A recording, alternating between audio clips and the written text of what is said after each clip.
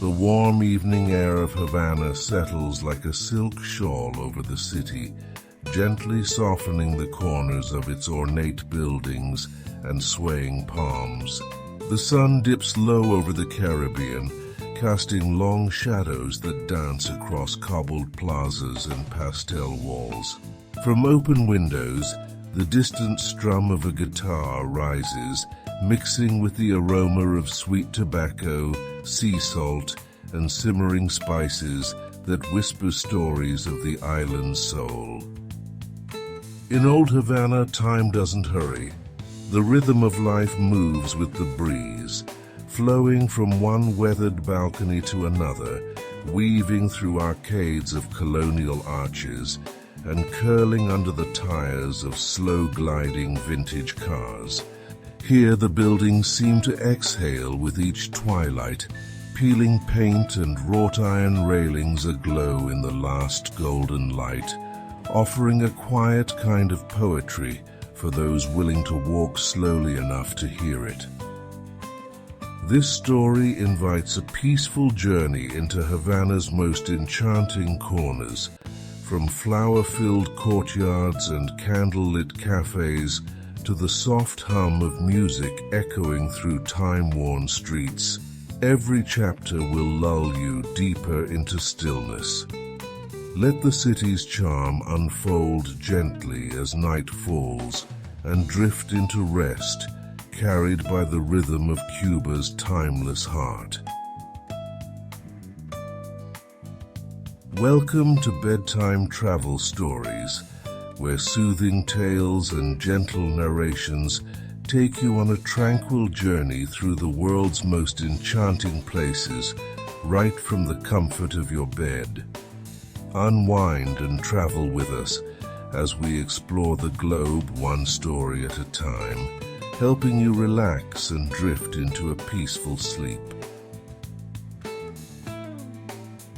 The Malecón stretches like a gentle curve of memory along Havana's edge, where the city meets the sea in an embrace that has endured for generations.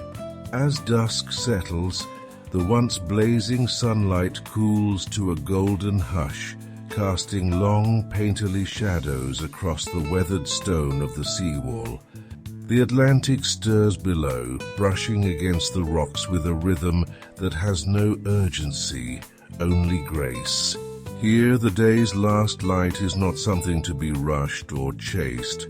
It is something to be witnessed, slowly, as the sky blushes with hues of tangerine, rose, and deepening violet.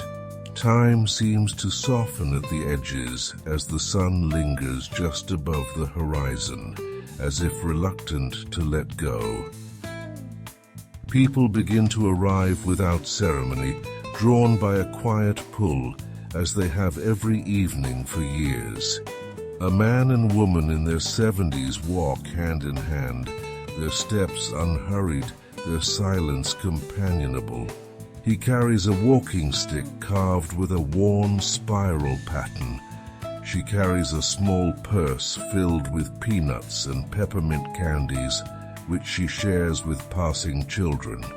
Nearby, a teenager with earbuds leans against the railing, nodding faintly to a beat only he can hear. Every generation finds its place here, shoulder to shoulder in the softening light, connected by nothing more than proximity and the soothing rhythm of the sea. Street lamps hum to life one by one, their soft amber glow washing over the promenade like candlelight. A young couple sits on the wall, their backs to the water, legs swinging freely as they share a paper cup of strong Cuban coffee. The smell of dark roast mingles with the salt air and something sweet, perhaps the sugarcane syrup from a vendor's cart nearby. He sells guarapo pressed fresh into glass bottles, the sound of the machine's turning crank as steady as a heartbeat. There's no rush, no line. People approach when they're ready, sip slowly and linger. The buildings across the boulevard, pastel and peeling, noble and weary, catch the warm lamplight in their fractured paint. Shuttered windows open like yawns. From one open door, music trickles out, the soft chords of a guitar, slow and spare, as though each note were carefully chosen for the evening. The song is old, an aching bolero perhaps, sung not for performance, but for remembrance. The singer cannot be seen, only heard, his voice textured with time and reverence, and it slips like mist across the pavement. Fishermen perch along the wall, some barefoot, others in shoes worn thin from salt and sun. Their lines stretch lazily into the surf, not so much with the intention of catching as with the comfort of casting. They speak in low tones or not at all, content to exist beside one another in the vastness of the hour. One lights a cigarette and watches the smoke drift upward, joining the trailing clouds that move like slow ships across the sky. A thermos of rum changes hands. Someone tells a joke in a whisper, and the laughter that follows is soft, companionable, and brief. Beneath the ocean's scent, there is the warm tang of frying oil and spices as a street vendor prepares croquetas on a portable grill. He hums to himself, flipping each piece with care, his rhythm unbroken even as customers come and go. Children dart past, squealing with delight as they chase the foam of the tide that sometimes sneaks over the wall. A dog with sleepy eyes lies curled at the vendor's feet, raising his head only when someone drops a scrap too close to ignore. Even in these small details, the Malecón feels alive, yet never hurried. Everything belongs. A soft wind picks up, tugging gently at loose shirts, fluttering the hems of dresses, and swaying palm fronds in a slow, swishing dance. The breeze carries stories, the laughter from a rooftop patio, the low thrum of a distant drum circle, the echo of footsteps retreating into alleyways behind the main road. It also carries stillness, a rare kind, full of presence.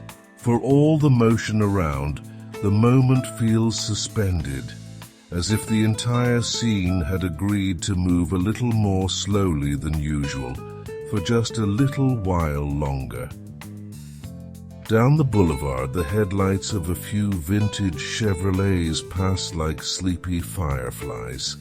Their paint, though faded, catches the lamplight in bursts of turquoise, cherry, and canary yellow. A driver slows his car, not out of necessity, but because there is no reason to hurry. He turns up the radio, a gentle sun drifting through static, and the notes spill out into the open night. A girl no older than 6 twirls in place nearby, her cotton skirt lifting like a wave, her giggle rising above the music just long enough to be heard. Night deepens, but the Malecón doesn't empty. It only quiets. The sea, the breeze, the worn stone beneath your feet, all seem to hum with a kind of tenderness that asks nothing of you but stillness. This is not the Havana of daytime rhythms or roaring crowds. This is the Havana of gentle unraveling, of time exhaled. And for those walking its length as stars begin to blink to life, it is enough simply to be here, wrapped in the velvet hush of a city exhaling into night. Behind the faded facades of Old Havana's streets lie hidden courtyards, quiet sanctuaries, shielded from the rhythm of the city, where time feels suspended in warm, dappled stillness. Iron gates creak open to reveal stone paths, fringed with overgrown ferns and potted palms, their leaves thick with the scent of earth and rain. Fountains, chipped and worn, continue to murmur softly in the center, their streams catching the sunlight like strands of silk. Around them, the air is cool and slightly sweet, carrying whispers of jasmine, damp stone, and yesterday's tobacco smoke rising faintly from the past. Some courtyards belong to family homes, where generations share the same tiled floors and pass down stories like heirlooms. Others are attached to small guest houses or aging apartment buildings, where neighbors greet one another each morning over shared coffee and quiet smiles. One courtyard in particular reveals itself through a narrow alley lined with creeping vines and a worn tile sign bearing a woman's name in cursive. Beyond it lies a world of peaceful decay, arches held upright by weather and hope, shadows of old paintings still clinging to the walls, and the steady drip of water falling from a moss-covered spout into a broken basin below.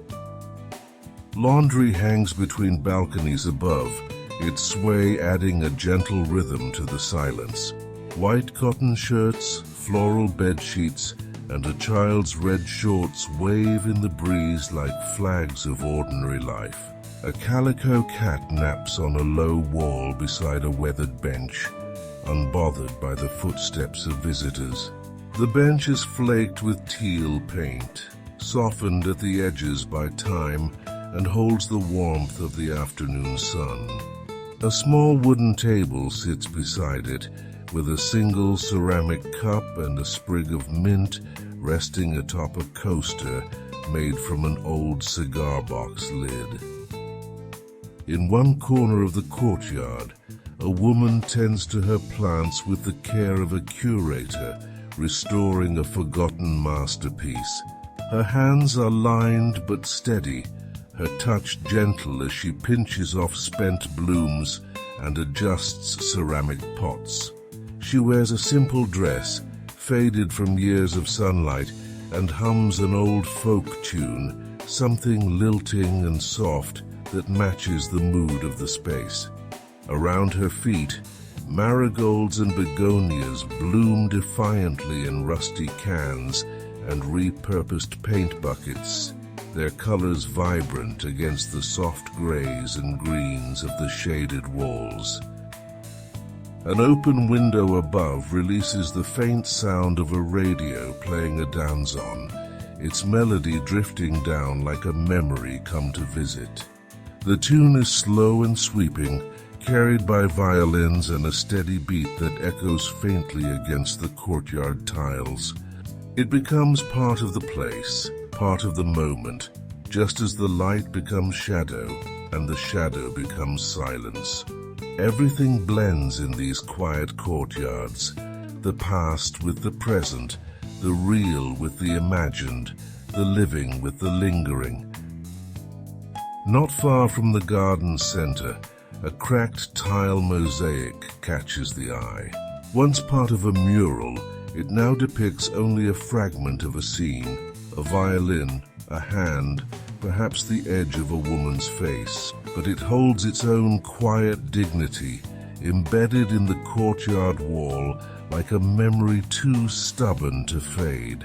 A young boy, barefoot and sticky-fingered, stops to look at it while chasing a small ball. His gaze lingers for just a second before he runs off laughing, unaware of the history watching him go.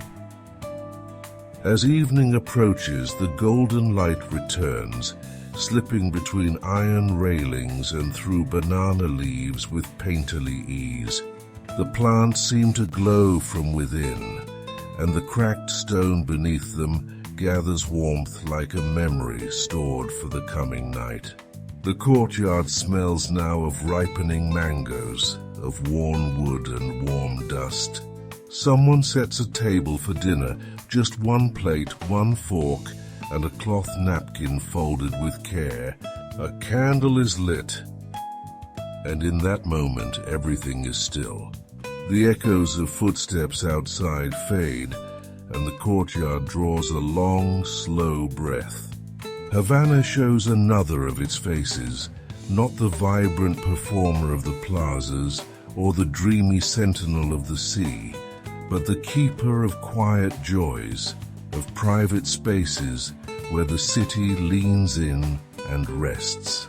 And as the candle flickers beside the fountain, the world outside seems to blur, leaving only this courtyard and its calm and its crumbling elegance. The heart of Old Havana beats gently in Plaza Vieja, a broad square where sunlit hours drift unhurried across time-worn tiles and beneath the gentle clink of coffee cups.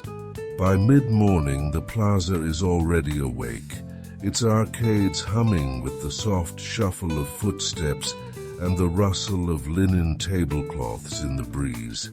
Warm stone surrounds the square, lined by buildings in soft yellows, sky blues, and mint greens, each with tall, shuttered windows, slender balconies, and peeling paint that tells its own quiet story. The scent of fresh bread and rich coffee drifts from shaded cafes, mingling with the musk of old stone and the faint trace of dried tobacco.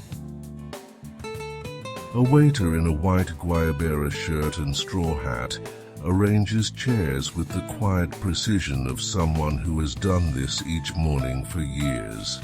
He nods politely at passers-by and wipes down a table already spotless, more out of habit than need.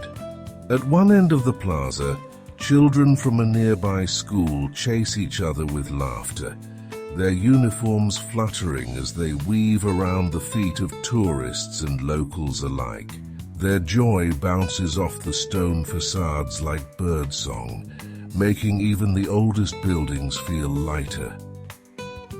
In a corner shaded by a tamarind tree, an artist sets up her easel.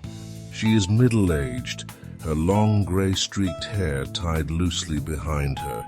Her paints are faded and worn, her brush stained by 100 canvases, but her gaze is sharp and quiet as she studies the morning light.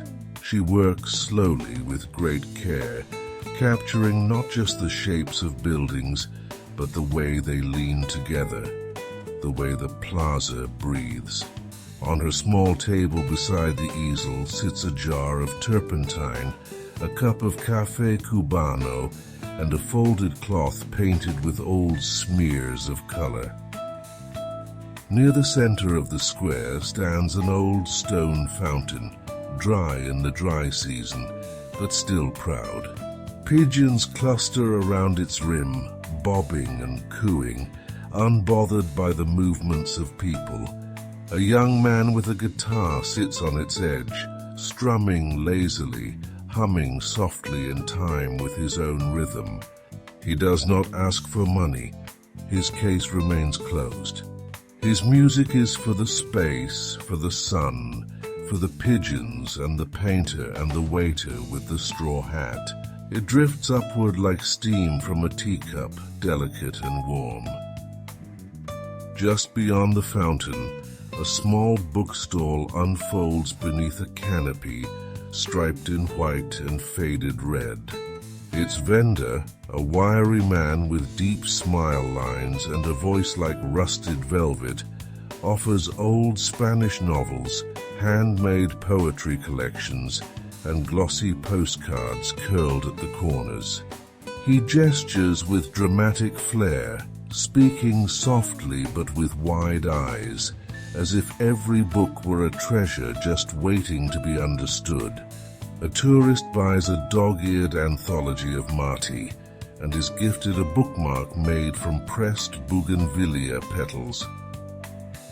Above it all, the balconies of the plaza lean out like curious onlookers. Potted geraniums bloom from wrought iron railings. A pair of elderly sisters watch from the second floor of a pale yellow building, sipping tea from mismatched cups and fanning themselves with folded newspapers. They say little, letting the sounds of the plaza speak for them. From their vantage point, they've watched this square through decades of change, and yet the heartbeat remains steady.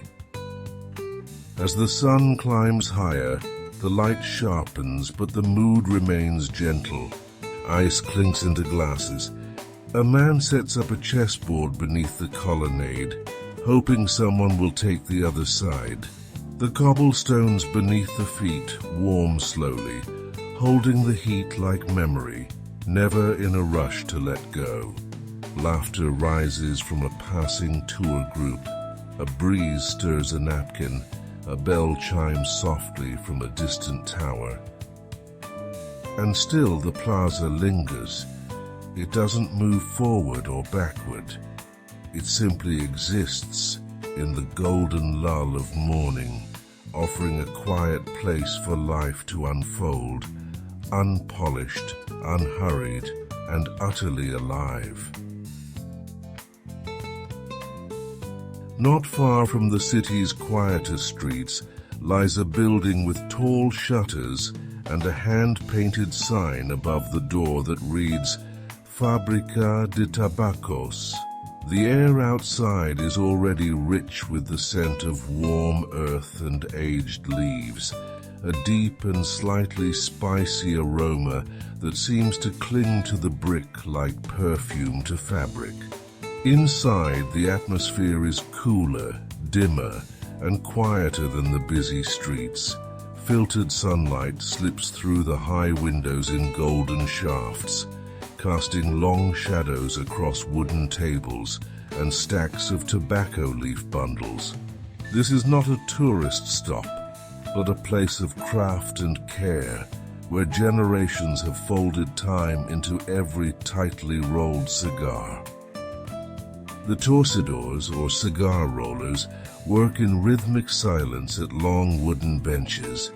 Each of them moves with a slow, practiced grace, hands fluent in a language passed down not in books, but by watching and repeating, feeling and adjusting. Their fingers roll, press, cut and wrap with near ceremonial precision. The leaves are soft and leathery, dark as mahogany, and fragrant with the memory of the Cuban soil.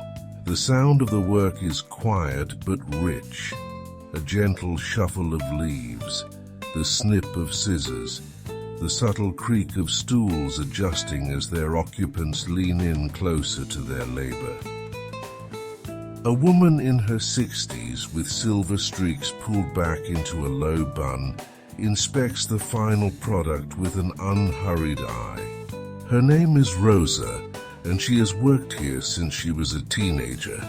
Her fingers test the firmness of each cigar, and with a single glance she can detect too much moisture or a flawed wrap.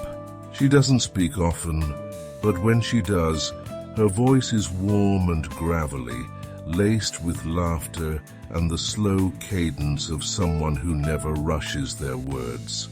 Rosa keeps a small radio near her bench, always tuned to the station that plays son cubano in the afternoons, and when a familiar tune comes on, her head sways ever so slightly to the rhythm.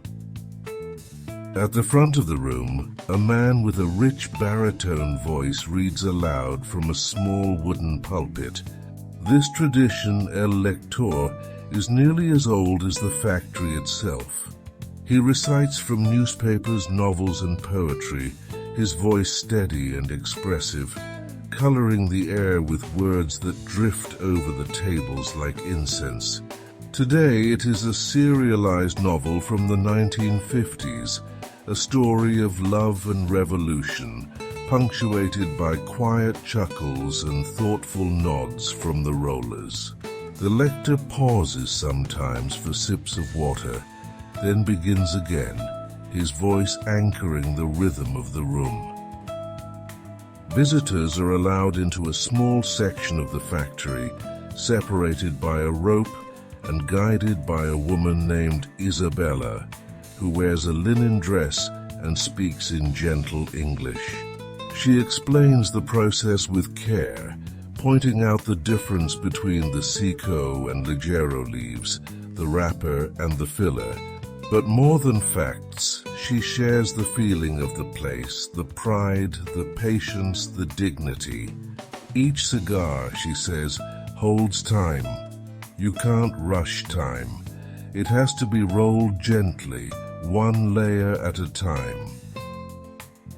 Outside the factory, the street is shaded and quiet, a short walk from the sea.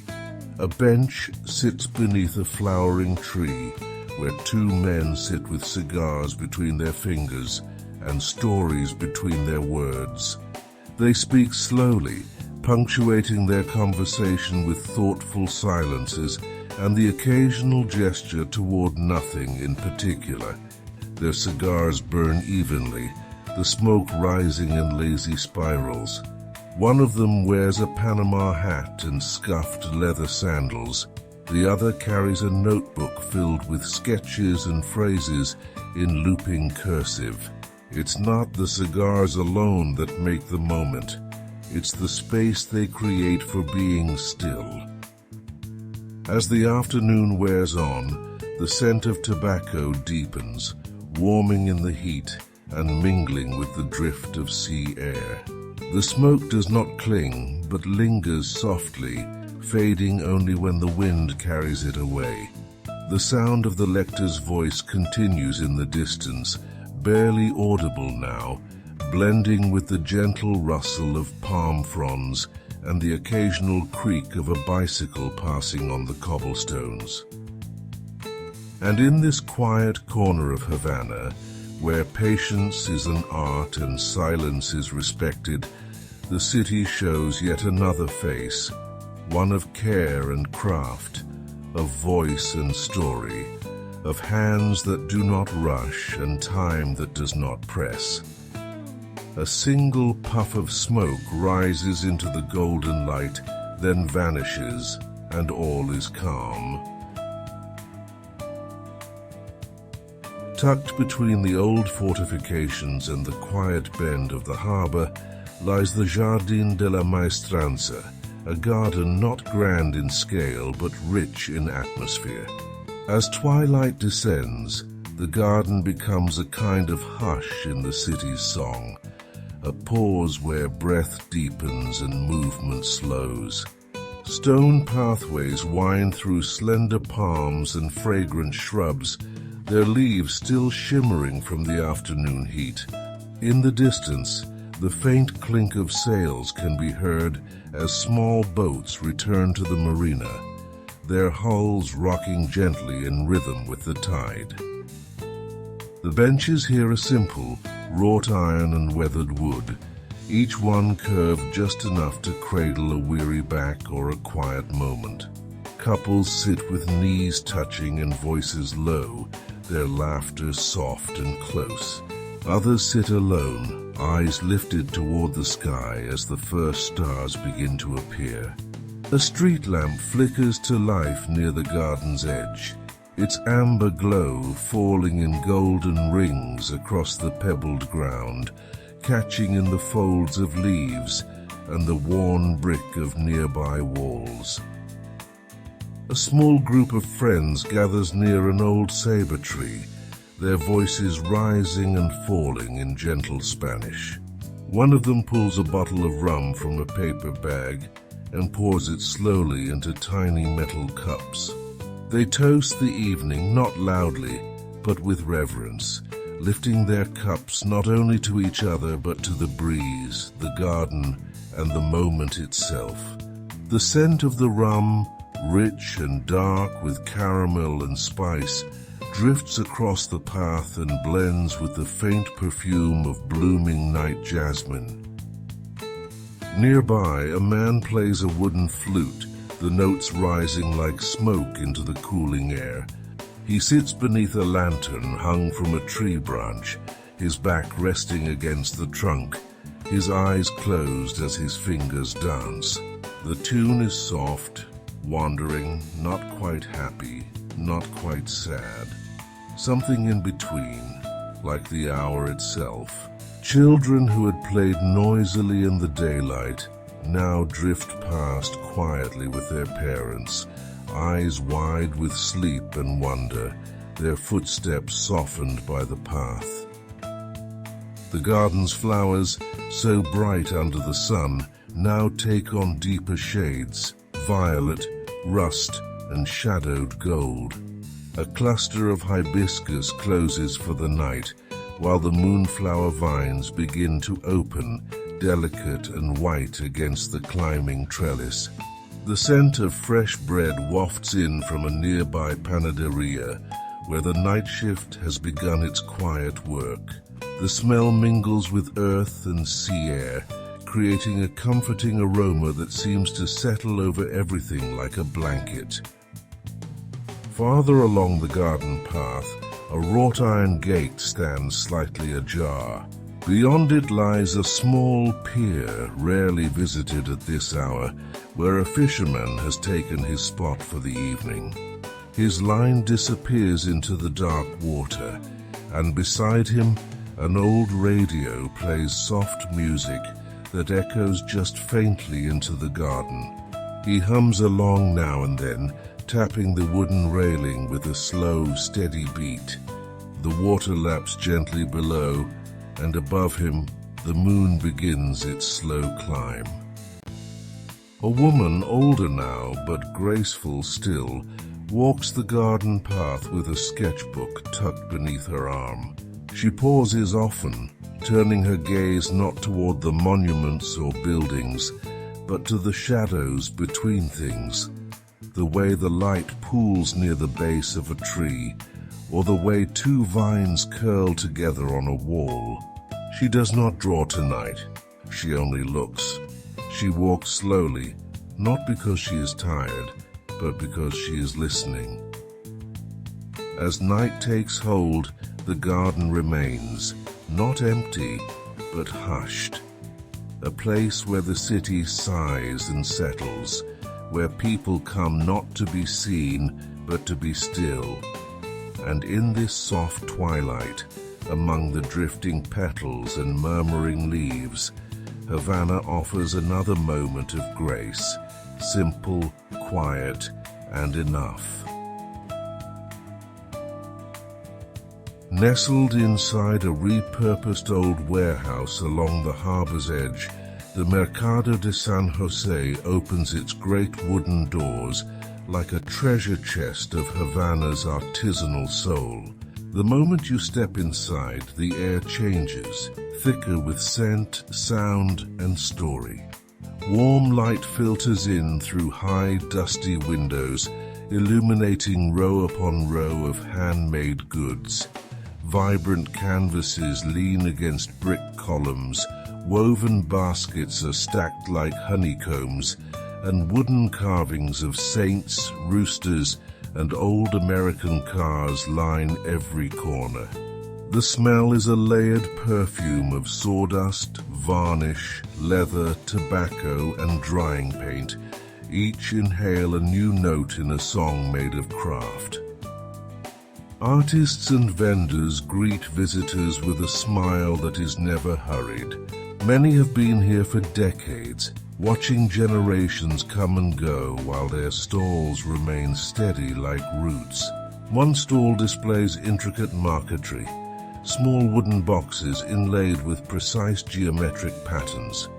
The maker, a soft-spoken man with ink-stained fingers, carves each line with a chisel passed down from his grandfather. He does not speak much, but when he does, it is about the wood itself, how the grain bends with the seasons, how the cedar holds stories in its scent. In another corner, a woman strings beads into bracelets while humming to herself, the tune occasionally spilling into quiet words.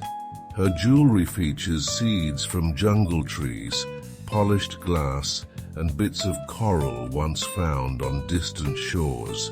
Tourists admire her wares, drawn not only to the colors but to her calm presence, the way her hands move with practiced care. One young traveler asks her to write his partner's name into a bracelet. She nods, then gestures for him to walk the market while she works. "Come back when it's ready," she says. "Good things need time." Music echoes softly from a central alcove where a young man sells old records and handmade maracas. The booth is filled with the dusty scent of cardboard sleeves and lacquered wood.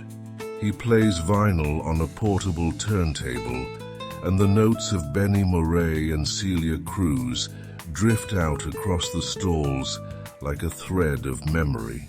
Occasionally, he dances a few steps behind the counter, nothing elaborate, just a swaying of hips, a tap of the fingers, a smile that deepens the air around him. People linger longer than they mean to, caught in the rhythm of nostalgia. Along a wide aisle near the rear of the market, brightly painted canvases hang like tapestries. One depicts a sunset over El Malecón. Another shows a group of women dancing in a courtyard, dresses swirling like petals. A third captures the quiet dignity of a weathered face beneath a straw hat. The artist, a tall woman with arms flecked in color, welcomes questions and stories in equal measure. She speaks about the light in Havana, how it catches corners and crumbles, how it lives on every wall and in every wrinkle. "You must love the shadows," she says, "if you want to paint this city honestly." The hum of conversation rises and falls like a tide. Bargaining is part of the ritual, but here it is not a battle, it is a dance. A laugh, a shared memory, a handshake to seal the price. Locals come not only to sell, but to visit, to sit with a neighbor, to sip coffee from tiny metal cups, or split a pastelito between friends. A boy walks past with a mango paleta dripping down his wrist, and a woman nearby gently hands him a napkin with a wink.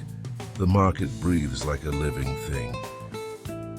By late afternoon, the light inside the warehouse tilts golden, catching the edges of dream catchers and vintage posters.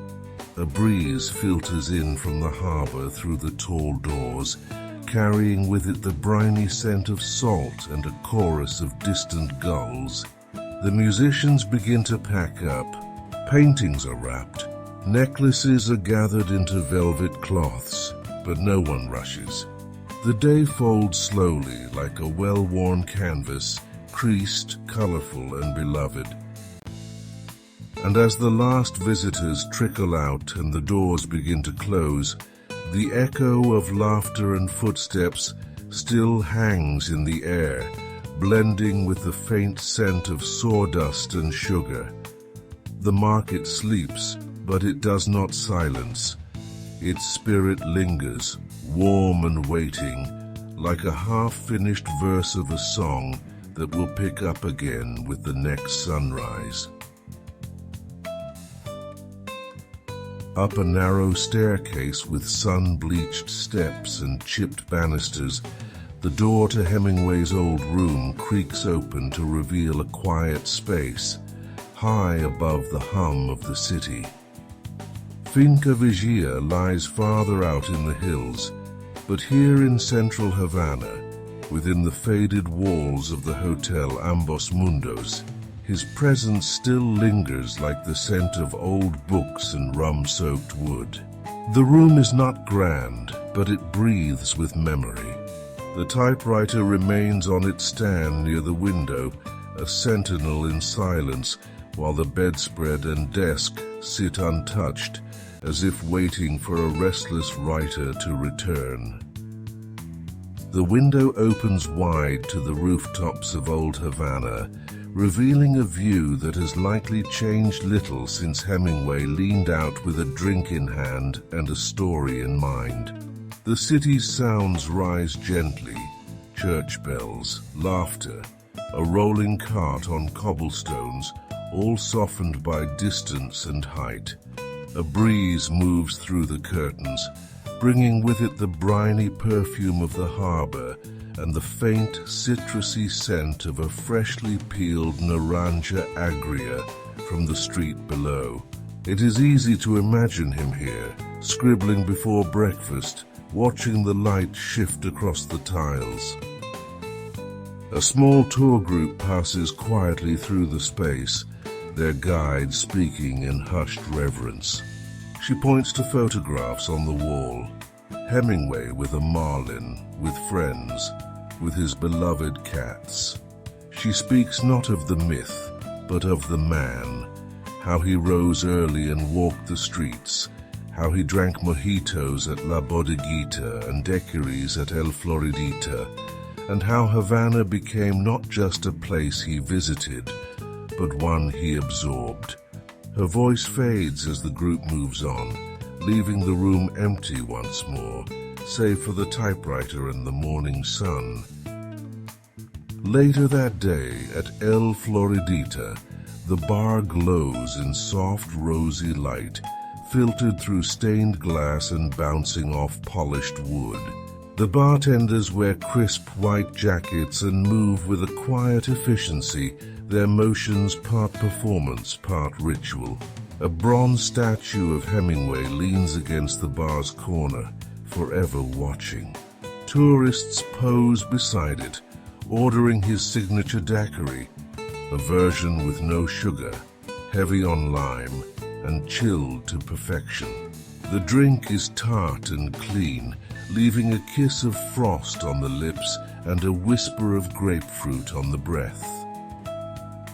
In the booth closest to the window, a man with a notebook writes slowly, pen scratching between long pauses. He sips, writes, sips again. Outside, the late afternoon light begins to shift, softening the sharpness of the buildings and gilding the palm fronds that sway beyond the open doors. Conversations around him remain hushed, respectful. There is laughter, but never loud. Music plays softly, a trio in the corner strumming a bolero with the patience of those who know how to stretch a song until it feels like memory. As the sun begins to drop, casting long shadows across the tiled floor, the bar begins to empty. Those who came for the photograph and the drink take their leave, but some remain, wrapped in the calm. The barman rinses his tools and wipes the bar in slow circles, while a woman by the window sketches the outlines of the city in charcoal. The air is warm with rum and citrus, old wood and the weight of stories told and untold. Outside, the city prepares for night, but this chapter holds the late afternoon still, suspended between one breath and the next. Hemingway's Havana is not just in the museum or the cocktail. It lives in the quiet between words, the light on old stone, the echo of a typewriter in an empty room. It is a rhythm, a view, a feeling, something that stays long after the footsteps have faded.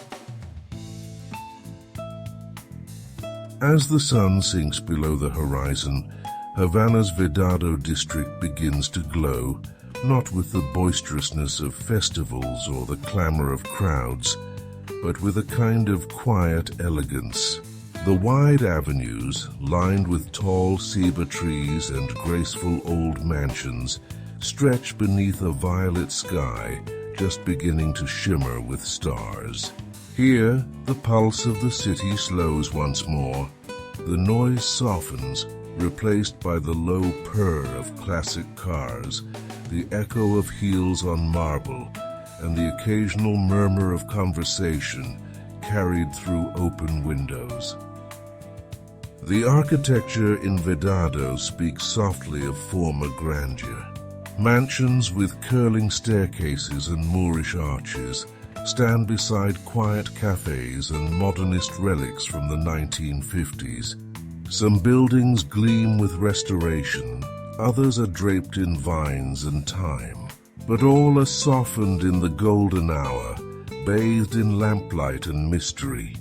Along Calle 23 La Rampa, the neon signs blink to life, offering subtle invitations to cinema houses, jazz clubs, and corner bars that seem to sigh with history. One such bar sits at the corner of a quiet cross street, where the breeze carries the faint scent of clove, molasses, and old wood. Inside, the lighting is low and warm, casting shadows that flicker across the ceiling fans. A small trio plays in the back, upright bass, muted trumpet, and a woman with a voice like velvet dusk. Her song unfolds like a story you've almost forgotten, soft and unhurried. The patrons, mostly locals, sip their drinks slowly, their conversations weaving seamlessly with the music's flow.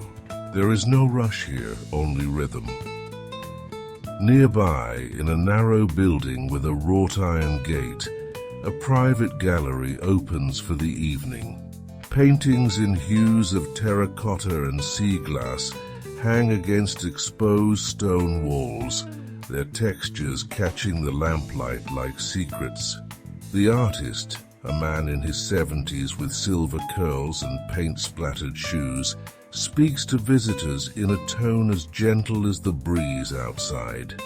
He gestures toward one canvas, a moonlit coastline painted from memory. It's not the exact place, he says with a smile, but it feels like it. People nod. They understand. In another part of Vedado, the rooftop of a once grand apartment block has been transformed into a hidden cafe. You reach it by a narrow stairwell lined with hand-painted signs and bursts of jasmine. At the top, the city unfurls below, soft lights glowing in waves, the dark ribbon of the Malecón curling along the edge of the sea. The cafe is simple, mismatched chairs, flickering candles, and soft music from a vintage speaker. The menu is scribbled in chalk: strong coffee, pressed sandwiches, local rum. A couple sits at the edge of the rooftop, leaning in close, their laughter low and private. Farther down, a quiet residential street hides a garden patio where families gather.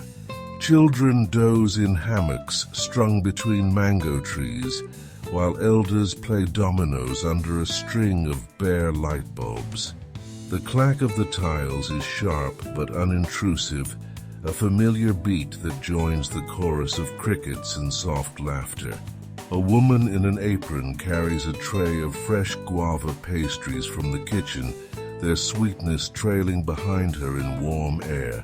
She hands them out with kisses on cheeks, wiping her hands on her dress, smiling with the ease of long days well lived. Back on the main street, a lone figure walks with a dog trailing quietly behind. They pause often, once to admire a blooming tree, once to listen to a street musician practicing outside a closed theater. The musician nods at the listener, but doesn't stop playing. His song is for the street, for the night, for anyone who happens to be there. As midnight nears, the city dims, but does not sleep. Vedado remains steady and glowing, offering its small pockets of stillness, its corners of warmth. It is not the Havana of postcards, but the Havana of gentle evenings, where art and memory, music and breath find their place in the hush between lamplight and stars. Morning arrives gently in Havana, not with fanfare but with light, soft and golden, spilling over balconies and curling into alleyways like a whispered goodbye.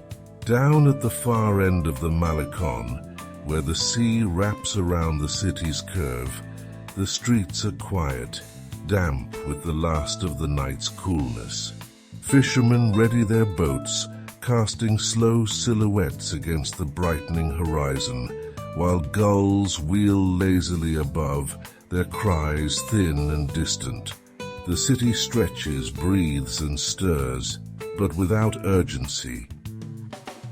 Along the seawall, the waves come in quietly, as if they too are reluctant to disturb the peace. Their hush against the stone is steady, soothing. A few solitary walkers pass by, some with cameras, some with coffee, some with nothing at all but a steady gaze toward the edge of the water.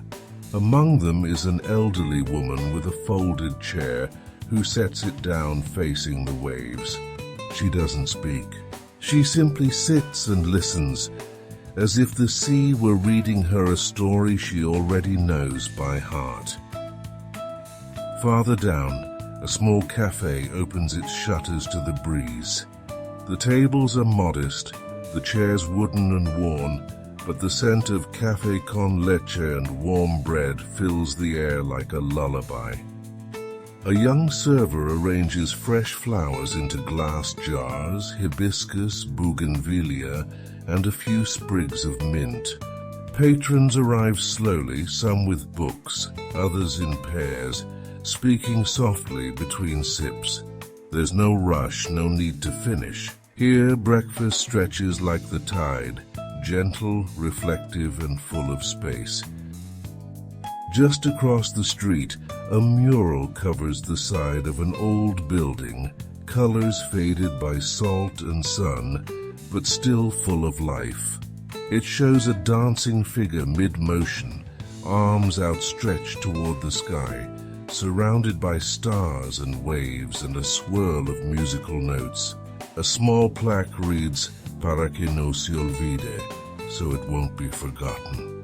And nearby, a child sketches it into a notebook, sitting cross-legged on the curb, one hand steady, the other stained with pencil dust.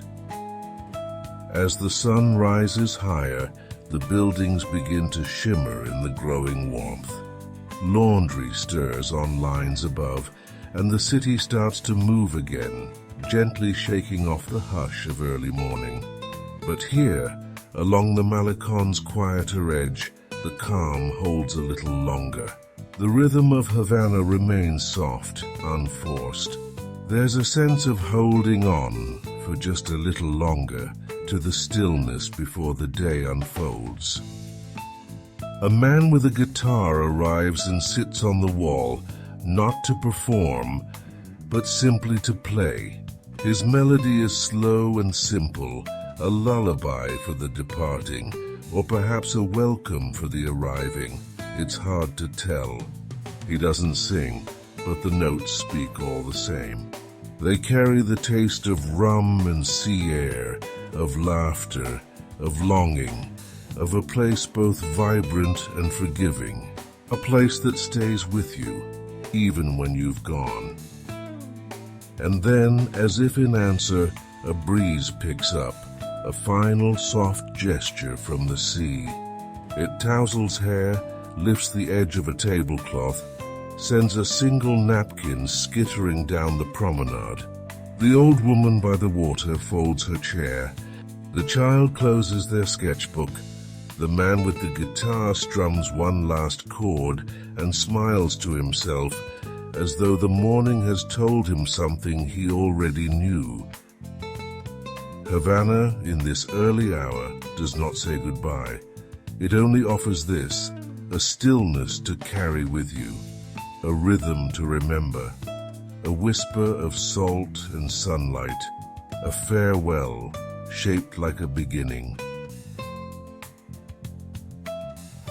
We hope you enjoyed today's serene journey and found peace in our gentle narration. Do join us next time as we make a relaxing visit to another of the world's most iconic places. Sweet dreams and safe travels until we meet again.